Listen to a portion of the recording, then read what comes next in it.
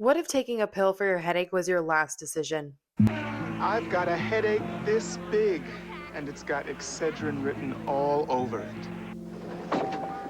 I've got a headache this big, and it's got Excedrin written all over it. Excedrin, the big headache medicine. More medicine than any regular strength pain reliever. The most medicine you can buy without a prescription. Nothing is stronger. I had a headache this big, but I took Excedrin and it's gone. Excedrin from Bristol Myers. Excedrin, the headache medicine. It is our understanding that this is the first case that has resulted in death in a product tampering case where an indictment or prosecution has resulted. During my 20 years in the law enforcement field, I have never seen the kind of cooperation that has existed between the federal and local agencies in this particular case. It is a case that drew national attention. Excedrin capsules were pulled from store shelves. Over 73,000 of them tested for poison. In my most recent video covering the Tylenol murders, I have come to discover there was a copycat murder inspired by the Tylenol murders. You guessed it, the Excedrin murders. Hi, my name is Tyler. Welcome to the channel. If you're new here, don't forget to subscribe on your way in. And if you're not new here, hi, welcome back. How are you? Today we are discussing the Excedrin murders, and our story begins with Sue Snow. Before we proceed, you know me, I like to do a warning. This video, I'm giving you the heads up that, fair warning, this video will contain descriptions relating to seizures, cardiac arrest, poisoning, and other sensitive topics related to the Excedrin murders. Viewer discretion is advised. I do want to apologize for the nasally kind of lack of pronunciation I am getting over a cold. So thank you for bearing with me. I also want to give you guys a heads up that in my research, I did discover that some details pertaining to the victims was not available. And I did my best to dig up what I could. Just little details like birth dates, things like that. So it's nothing that will throw us off track. But as you know, if you don't and you're new here, I like to get every single detail as much as possible. So when I can't find it, I'm actually really bummed, no matter how small it is, because I like to recognize everyone and all details involved within the situation for what it is. So I just wanted to put that out there. Susan Sue Catherine Chapman Snow was born in 1946 in Auburn, Washington. Her actual birth date was not available upon my research. However, we know she was 40 years old at the time of this event taking place. Sue was a banking manager in Auburn, Washington, where she shared a beautiful life with her husband, Paul Webking, and her 15-year-old daughter, Haley Klein. To be clear, Haley is from a previous marriage that Sue had. She is not Paul's biological daughter. However, this did not stop the three of them from becoming a very one big happy family. Sue was described as a kind person who was popular amongst her community, and friends, when asked about her, would endearingly say that she had a big personality. Her daughter Haley would go on to confirm this by adding that her mother was a giving and kind person to those who knew her. On June 11th, 1986, Sue took some Excedrin pills for a developing headache. This was kind of like a norm for her. It didn't seem like she took it all the time, but it seemed like these headaches were a normal thing that she would face on a daily basis. So she wasn't a stranger to taking Excedrin pills to battle them. Her husband, Paul, suffered from arthritis in both hands, and on the same day in the morning when he was getting ready for work, he had bothered Sue for some pills from the same bottle to help treat his arthritis that was starting to flare up at the beginning of his day. Paul did this, and shortly after taking pills from the same bottle, he bid adieu, said his goodbyes to Sue and Haley before heading off to work.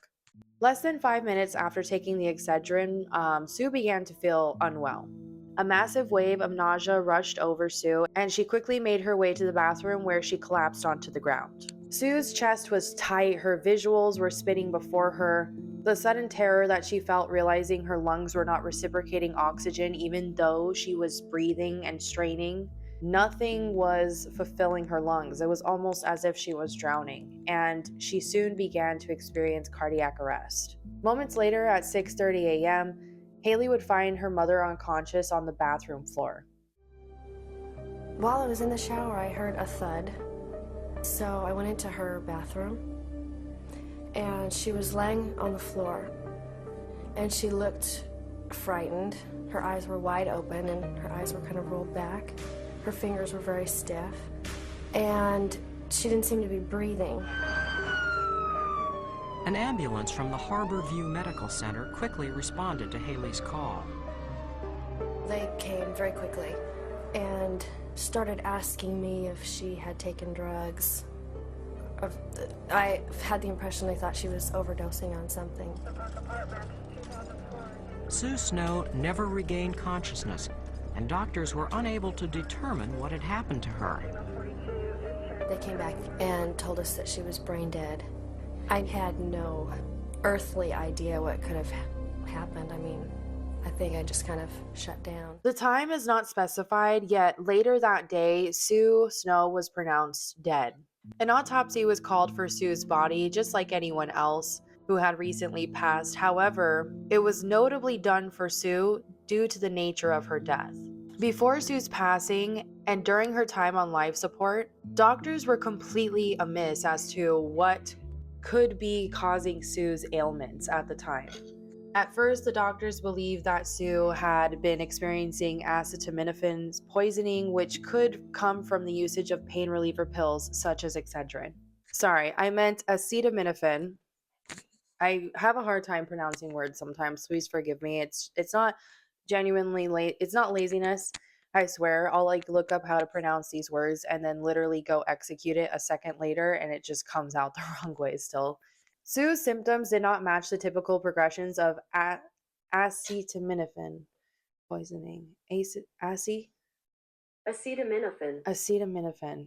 Literally, do you see? This is proof that it's not intentional. Acetaminophen. It's a real struggle, you guys. Okay, Sue's symptoms did not match the typical progression of acetaminophen poisoning, particularly due to the severity and the eventual onset of seizures. And this is an uncommon symptom for acetaminophen poisoning. Typically, acetaminophen toxicity or poisoning, typical symptoms would be nausea, vomiting, abdominal pain, followed by liver and organ damage after a day or more without being treated. The symptoms are not typically rapid onsets of neurological symptoms such as seizures, Well, the doctors, given that information, the doctors really that's what left them puzzled. They're like, there's no way this is acetaminophen poisoning because this is not normally how the body would execute that. We were all very puzzled about her cause of death. I remember being especially concerned about her case because she was very close to my own age. I was in good health and didn't think I should be dead, and I didn't think she should be dead either. As I opened her body, I smelled a really very distinctive odor. It was faint, but nevertheless distinctive and unique. And I thought to myself, geez, that smells like cyanide. I just thought, my God, how would a 36-year-old woman get cyanide in her system? Within 48 hours, Sue's autopsy came back with an alarming result of cyanide poisoning within her bloodstream, which was confirmed to be her cause of death ultimately. The unusual nature of Sue's death forced the coroner who conducted the autopsy and doctors at the hospital Sue had been admitted to contact the police and inform them of their findings. But before we proceed, I'm just checking back in. Real quick, if you were keeping up with me, keeping tabs and listening along, then you're probably wondering why I haven't mentioned Paul since he took his pills. Well, that's because Paul Webking, Sue's husband, took his pills that morning and went to work just fine. Yeah, that's right. Paul narrowly escaped death by pure chance. That burial was just horrible because it was at that moment that we knew obviously she'd been murdered. That day I was very, very, very angry because I was looking down at this casket and all I could think of was this horrible murderer, and I of course conjured up all sorts of images in my head about who this person is or what he might look like. But the police already had an idea of what that person looked like. It was Sue Snow's husband and Haley's stepfather, Paul Webking. She had wrote this just a real basic will that left everything to him, assuming that he would take care of it all. And suddenly he had new things, new car, new clothes, and we never saw a dime of that money. That was suspicious. And then 2 months later, he got a girlfriend. It's mind-boggling to think about the odds. Like, what were the chances that Paul ended up with a poison pill, and what are the odds that Sue knowingly took the safe one? It really makes you wonder. Sue's sudden and fatal passing would strike the community with absolute terror. I mean, just 4 years prior, in 1982, the Tylenol murders had taken place. If you're not familiar with the Tylenol murders, I highly suggest you watch that video by clicking here, somewhere on the screen, or find the very first link in the description box down below. The Tylenol murders, as you might guess, were terrifyingly similar in method. The killer poisoned the pills, returned them to the store shelves, and left victims to unknowingly purchase them. Even though that tragedy happened 4 years prior at this point in time, the fear it left behind was still fresh. So when Sue passed, authorities immediately thought it might be another incident like the Tylenol murderers. But then they remembered Bruce Nickell.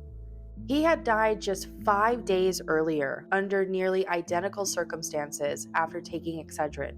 Sue's death became the key that allowed authorities to connect the dots, realizing they were likely facing a calculated crime, one that might never have come to light without Sue's tragic passing. Just as we were leaving for the burial, my stepfather said, "You're going to be a suspect because you were the only one here, and I'll probably be a suspect too." 2 weeks later, a late-breaking news story turned the focus of the investigation away from Paul Webb King. Reinforced this morning, following the discovery by authorities in the Seattle area of more poison capsules. There had been another victim of cyanide poisoning. He was a 52-year-old man named Bruce Nickell. Agents from the FDA and FBI went to the Nickells' home to interview Bruce's widow, Stella Nickell. Bruce Nickell was a heavy equipment operator as a 50-year-old man who lived in Auburn, Washington, with his wife Stella Nickell and his stepdaughter Cynthia Lee Hamilton, also known as Cindy Hamilton. So Cindy, just for clarification purposes, in case you guys wanted that detailed to the very last bit, Cindy is not Bruce's biological daughter. Cindy is Stella's biological daughter from a previous marriage. Bruce Nickell, in his early years of life, had faced a battle against alcoholism.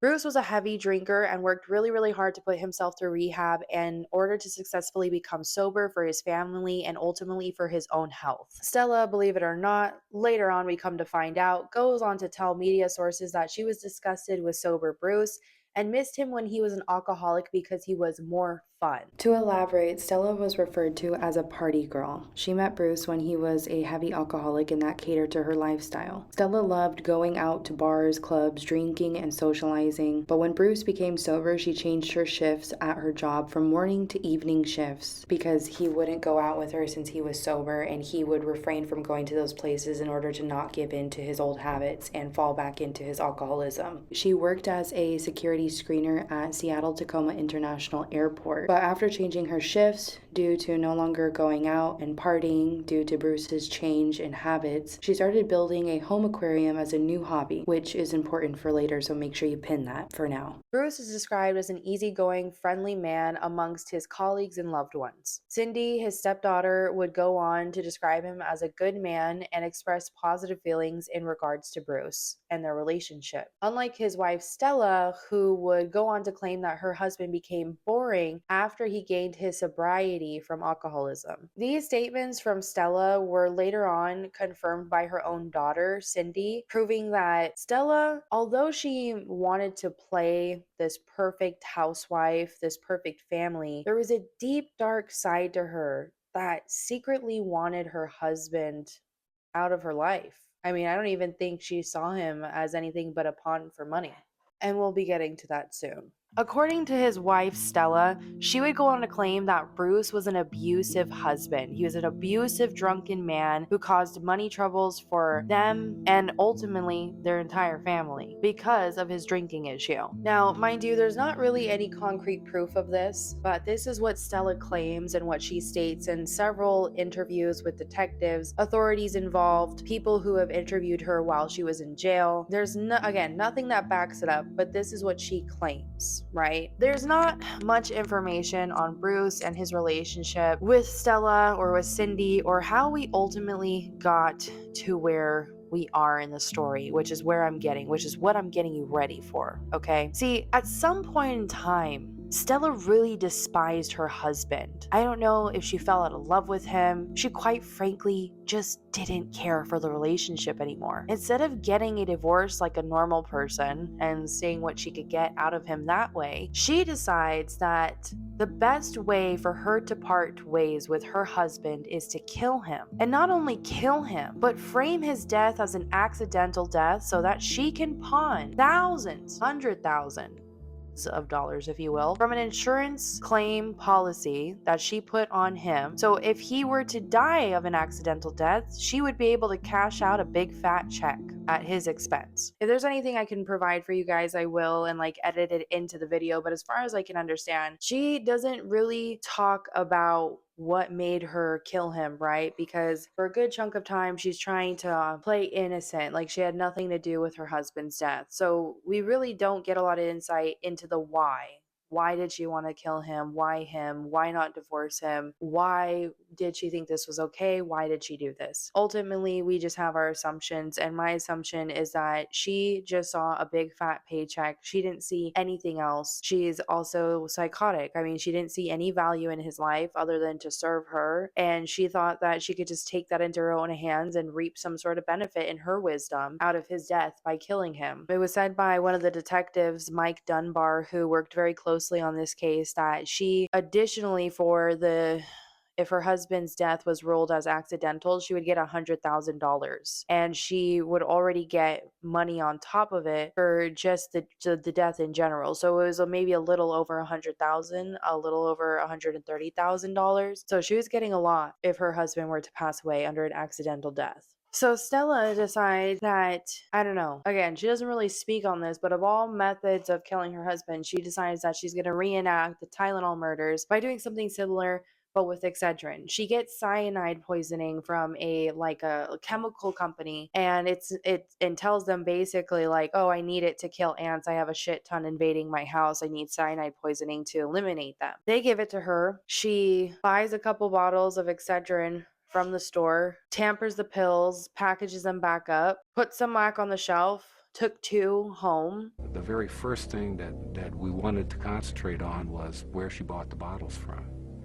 And so I concentrated on that to begin with. And she gave us the names of 3 stores that she likely bought the 2 bottles at.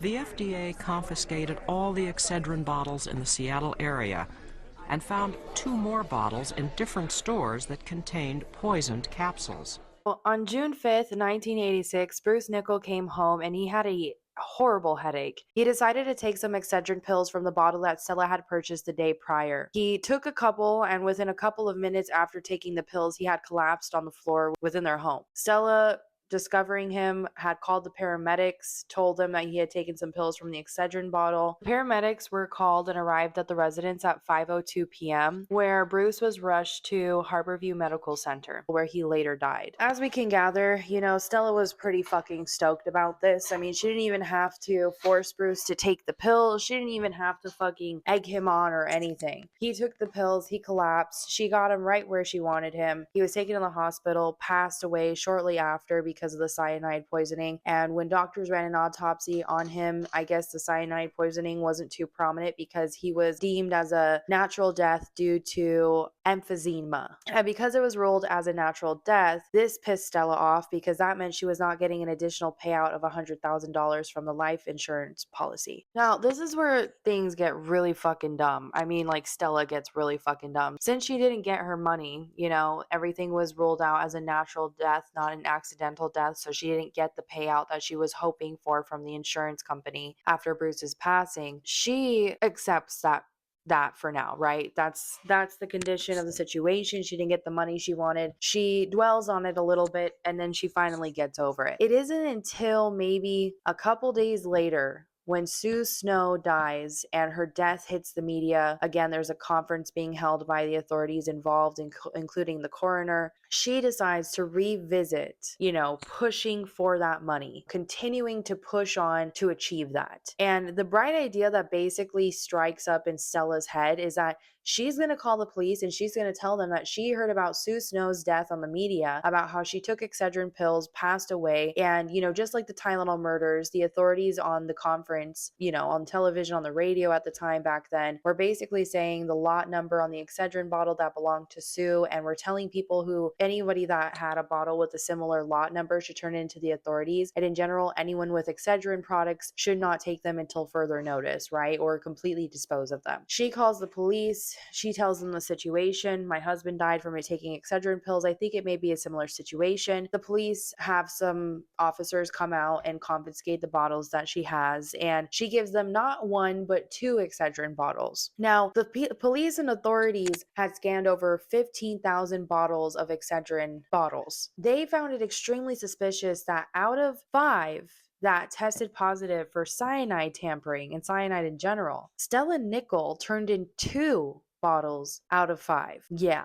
She definitely led them onto her trail. She literally calling the cops was the first step she took to turning herself in. And I'm not backing this woman. I'm just saying she's extremely dumb. And, I'm not one to dog on someone who's in this kind of position, but I'm just saying if she had just given them 1 bottle, she probably would have gotten away with it. Thankfully, she doesn't have much of a brain. There's only 1 single brain cell in there bouncing between 2 walls. So thankfully, this helped authorities piece things together. They suspected her enough to call her in for questioning, where her story just wasn't aligning, And not only that, but her own daughter, Cindy, I don't think they had a really great relationship. In fact, in 1969, Stella was charged for spousal abuse, which could fall in general family abuse, for beating Cindy with a curtain rod in their bathroom. Safe to say they've never had the best relationship as mother and daughter. Again, there's not much media coverage on Cindy and how she feels about the death of her stepfather and the incarceration of her own mother, and the fact that she helped authorities achieve that by being completely honest in regards to the fact that Stella would have open conversations with Cindy about how she was eyeballing this life insurance policy where she would get a bunch of money if Bruce were to die an accidental death, and how she thought Bruce was boring ever since he,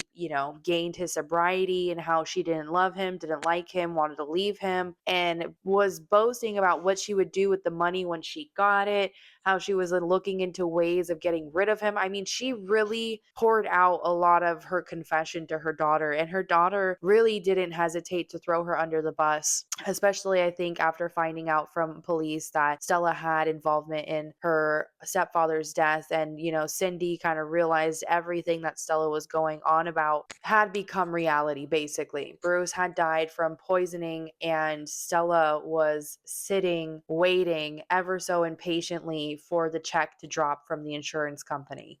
Ultimately, basically, she puts herself on the authorities, like the police, the detectives' radar, and they're like, let's look into this lady. Not only is she content and really persistent about determining if her husband's death is now like the doctors that were interviewed by the detectives would even say that Stella was super adamant about double checking, basically, to ensure that her husband didn't die at an accidental death. She was basically going for anything but a natural death being ruled out. They questioned her to the point where it was they kind of felt that she either, I don't know, was in such shock and denial that her husband was gone. That was kind of what, made them be so passive about it, and not much of a concern at the time. Is oh, she just lost her husband. Maybe it's hard for her to grasp the fact that it's not accidental, it was a natural death, whatever. But then, detectives kind of realized nah, this is not a coincidence, her demeanor, but then also the fact that she had taken out approximately $76,000 in life insurance on her husband Bruce after his passing, then the additional $100,000 for a payout of an accidental death. So she got $176,000 total. It was deemed accidental while they were investigating it, so she got that money. She took it out though. And Bruce's signatures on at least 2 of the insurance policies were definitely forged. Detectives had looked into it, done comparisons. Stella's fingerprints and palm prints were found on encyclopedia pages discussing cyanide, and public library records where she had checked out these books would show that she checked out numerous books about poisons from the Auburn Public Library. She borrowed a botany book containing a chapter on poisonous plants. She also, to tie her to the crime, to kind of show it was at her hands, she had gone to a fish store. I don't know if the algae destroyer that she purchased from this fish store was in relation to the cyanide. They think that there was a cross contamination where she was just basically lazy and had crushed up the algae destroyer for something else, and then in the same bowl, like, prepared the cyanide for the pills and stuff. And she had purchased that algae destroyer from a local fish store, and that basically pinned her for the crime, if that makes sense. Like, there was no question about it. Like, you were the same person on the camera footage for the fish store, going in, purchasing this product, leaving, and we found traces of it in the same bowl that the cyanide is found in. There's cross-contamination, but this shows that you had most likely prepared it. And if you guys remember from earlier when I said to pin the little detail about her home aquarium for later, this is where it comes into play, right? Stella was the only one in this entire situation in her entire household who was responsible for her homemade aquarium, which she bought the algae, sorry if I'm mispronouncing that, destroyer for her aquarium. So when police did this investigation and found traces of it, obviously all fingers were pointing to her because no one else was in need of purchasing this item from a local fish store. So again, there's many reasons here as to why she was caught. This one was kind of a silly, caught red-handed moment. Again, out of 15,000 bottles tested, Excedrin bottles tested, only 5 contained cyanide, and 2 of the 5 Stella had turned in herself. Last but not least, it was again Cynthia Hamilton who told police that her mother had spoken about wanting Bruce dead and had previously attempted to poison him with foxglove. Now, all these things led to Stella Nickell's arrest, basically. 44-year-old Stella Nickell was arrested at her home without incident. Police say she's been a suspect for months, but it took until now to finish the exhaustive investigation. It is a case that drew national attention. Excedrin capsules were pulled from store shelves, over 73,000 of them tested for poison. Police are accusing Stella Nickell of placing cyanide in 5 packages of over-the-counter painkillers. At a preliminary federal court hearing, Nickell appeared somber and said nothing. Police will not elaborate on their theories of a motive in the case. That will come out in Nickell's trial. But they say the random cyanide poisoning death of Sue Snow took a heavy toll in Auburn, one that people have still not fully recovered from. I saw a panic take place in this area regarding what's safe, what isn't safe, how do I know, are my children safe, are the things that I have at home safe to use. Evans expects Nickell to go on trial early next year. It was an emotionally draining experience, according to the jury foreman. 3 times last week, members voted on Stella Nickell's guilt or innocence. And the vote was always the same, 11 people saying she's guilty, 1 who couldn't agree. Murray Andrews refused to name the holdout, but he was repeatedly questioned about Laurel Holliday, the only juror who cried when the verdict was read, the same juror who got an anonymous phone call at home last Friday, asking her if she knew that Stella Nickell failed a lie detector test. Nickell did fail that test, but it wasn't admissible as evidence. Holliday was allowed to stay on the jury only after she agreed to disregard the call and not tell other jurors about it. Stella Nickell's lawyer left the courthouse without commenting on the dramatic conclusion of the trial. Nickell's scheduled to be sentenced June 17th. She could get up to life in prison. On May 9th, 1988, after a grueling trial, the jury found Stella Nickell guilty on all charges. She was sentenced to 2 90-year terms for the deaths, plus additional time for tampering to be served concurrently. Today, Stella remains behind bars at FCI Hazleton. At 70, she's just like 78 years old. She served 34 years of her sentence. Her current release date is set for March 7th, 2043. Though she's unlikely to see freedom again, she may honestly die in prison pretty much, is what we're getting to here. Recent years, so at the time of the trial and everything, Stella pretty much stayed true to playing innocent and claimed it all the way through and through. Through recent years, though, she's expressed remorse for her actions, no longer maintaining her innocence. She basically confirms and admits to doing wrong here and says a phrase specifically that has us pretty much convinced she's referring to killing her husband. One thing that definitely makes me happy about this situation is that she has definitely had made attempts to request parole and compassionate release, but they've all been denied. If you guys aren't familiar with that, it basically just means that she was trying to convince the judge that she's worthy of parole, that she's learned the lessons from her mistakes, her actions, the decisions that she's made against murdering her own husband. The judge has straight up just said, no, it's not happening, and have forced her to face the consequences of her deadly scheme. I don't know. This case took me for a whirl. Even though she's the murderer of her, here in this case, I just honestly can't help but really come down on her for being such a freaking idiot. Not once but twice did she have the ability to get away with this murder. So not once but twice did she literally, put herself in the path of the authorities. And again, thank God, thankfully, this is how things played out, because this is terrible. Someone needs to be held accountable. I also really just can't get over the fact that her daughter, like, she would talk to her daughter about these things. Stella Nickell was clearly full of herself and didn't think that she would be held accountable. I mean, these are actions and decisions made by someone who truly, strongly confidently felt that they were going to be just fine and get their money and skip out and go do whatever she had planned to do with it. I mean, this girl is probably looking at trips and stuff. I can only imagine. Before I give my own opinion on the Stella Nickell case, I thought I'd share some questions I asked my Instagram followers to get a sense of how people feel about these types of situations. The first question I asked was, if you're unhappy with your spouse, do you kill them or divorce them? Interestingly, 11% said they'd consider killing over divorce, while 89% chose the safer route with divorce. Then I added a twist to see if people's answers would change. What if you could get $178,000 for killing your spouse and framing it as an accident? Here's how it broke down. 12% said they'd still go through with it, 75% said no way, and another 12% were like, 178? Okay, no problem. I like using these kinds of questions on Instagram because they add a unique angle to the cases we cover. So if you want to join in on the next poll and have your say, make sure to follow me on Instagram.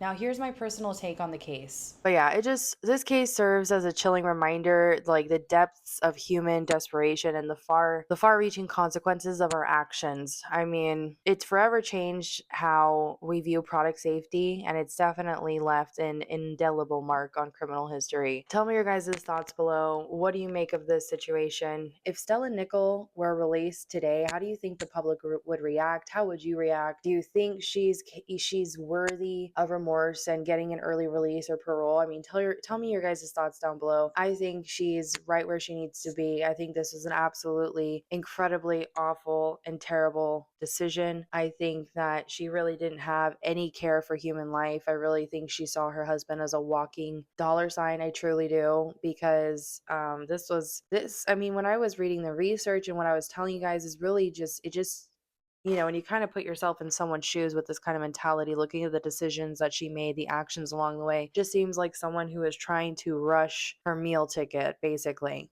I mean, again, the doctor said that she was, honest, like questioning them, and they're the professionals, that she was questioning their findings. She was basically like, are you sure? Check again. How is that possible? Why would it be emphysema? When Sue Snow's death hit the news, I mean, that might have been the only calculated thing Stella really did, was like maybe wait for someone else to die from the other poison pills. And then when that happened, I mean, I don't know if she saw it initially this way, but it was a moment that an opportunity in her wisdom that arose for her to take in order to possibly rule Bruce's death out as not natural death, but an accidental death. So I don't know. You guys let me know. I just want to say thank you guys so much for joining me. I hope you enjoyed this video. If you did, please make sure to like and subscribe on your way out, and I will definitely see you in the next one. Thanks so much. Peace.